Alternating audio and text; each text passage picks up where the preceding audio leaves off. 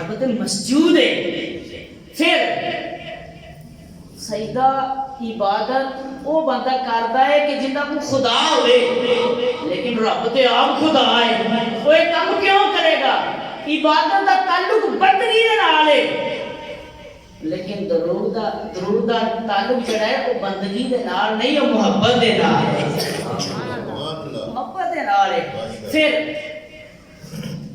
حضرت آدم علیہ نبی علیہ السلام کو خطا ہوئی، لغزش ہوئی، رب تبارک و تعالیٰ نے معافی عطا فرمائی. وہ معافی ملی کہ ہزارہ سال علماء فرماتے ہیں جنہ حضرت آدم علیہ نبی علیہ السلام نے گریہ زاری کی ہے نا، تمام انبیاء نے کسی نے بھی اتنی گریہ زاری نہیں کی ہے جنہیں حضرت آدم علیہ نبی علیہ السلام نے کلیاں نے اتنی گریہ زاری کی ہے. تمام قصص بھی کتاباں دے وچ موجود ہے. گل حضرت آدم علیہ نبی علیہ السلام دی توبہ قبول کین چندی ہے. ایک دن عرض کرتے ہیں مالکا اللہم اغفر لی بحق محمد، اے اللہ مینوں حضرت محمد مصطفیٰ صلی اللہ تعالی علیہ وسلم نے صدقے دینا بخش دے.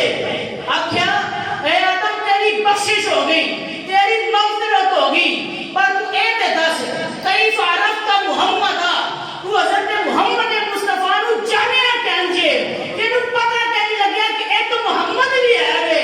آکھیا کہ جدوں مینوں رب تبارک و تعالیٰ تیری طرفوں آرڈر ہویا، ملائکہ نے سجدہ کیتا تو میں نظر اٹھائی، نظر اٹھا کے دیکھیا، میں جدھر بھی دیکھنا سا مینوں عرش دے پاویاں دے اوتے لا الہ الا اللہ محمد رسول اللہ نظر آندا سیگا کہ جڑا سرکار نے صلوات و سلام دا نام رب دے نام دے نال ہے.